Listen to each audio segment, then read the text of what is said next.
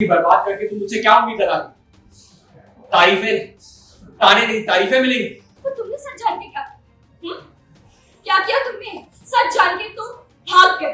मेरे कदम टलमगा रहे थे तो तुम इस शादी को संभाल लेते। उस नाटक को शादी कहना बंद करो। प्लीज इसके बारे में सोचो।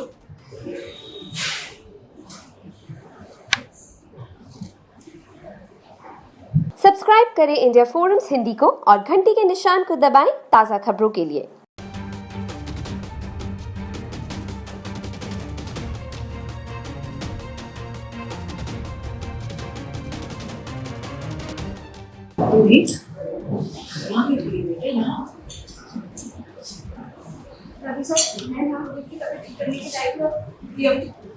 इसलिए कल मैं अपनी दीना के भाव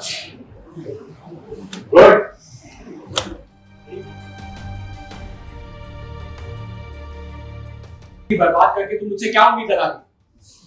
तारीफें, ताने नहीं, तारीफें मिलेंगी। खुशी होगी और अंधेरे से उम्मीद से बेवकूफ कराते हैं। मुझे कितनी अच्छी तरह से जानती हो ना, मेरे बारे में और कुछ बोलो। शौर्य, सुनो, तुम कमजोर हो इसीलिए अपनी हर जिम्मेदारी को दूसरे पे डालते हो। मैं मानती हूँ, मैं सबके सामने मानती हूँ कि मुझसे बहुत बड़ी गलती हुई थी कि मैंने अरमान और अपना सच तुम्हें नहीं बताया। पर तुमने सच जान के क्या किया तुमने? सच जान के तुम भाग गए। ये शादी, हम दोनों की शादी तुम्हारी भी जिम्मेदारी थी ना, तो तुम अपनी जिम्मेदारी से भाग क्यों गए? हमारी कहानी को तुमने ऐसे तोड़ मरोड़ दिया है कि तुम्हारी गलती भी अब मेरी गलती लग रही है, जबकि मैंने कुछ किया भी नहीं है। तो करते ना, वही तो प्रॉब्लम है, कुछ किया ही नहीं तुमने। मैं गलत रास्ते पे जा रही थी, मैं गलत कर रही थी, तो मुझसे लड़ते, मुझे रोकते, मुझे टोकते, कुछ तो करते, बात करते मुझसे। मेरे कदम टलमगा रहे थे तो तुम इस शादी को संभाल लेते। उस नाटक को शादी कहना बंद करो। तुम किसी और से प्यार करती थी। अरे मेरे साथ तो तुम रहना भी नहीं चाहती थी, मैं कहां से संभाल लेता? रोहित तुम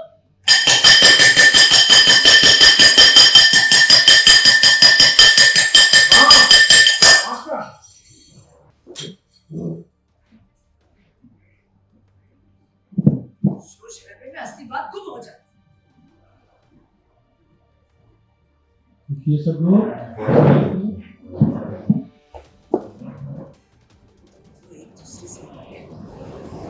इसका मतलब एक दूसरे की परवाह करती है।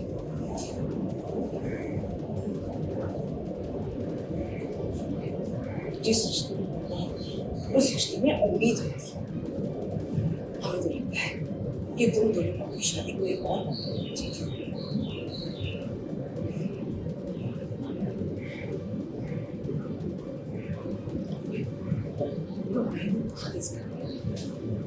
और तुम्हें प्लीज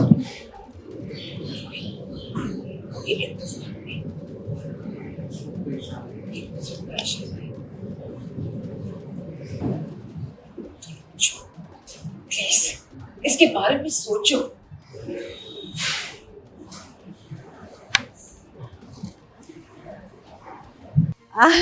रंगीन माहौल तो हमेशा ये रिश्ता क्या कहलाता है, उधर खानदान में होता ही रहता है, चलता ही रहता है निरंतर।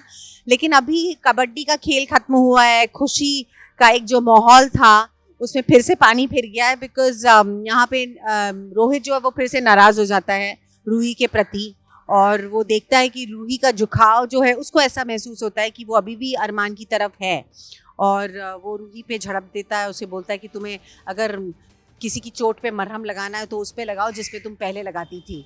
तो ये सब ताना वो उस पे कसता है सबके सामने, और गुस्सा होके अंदर चला जाता है।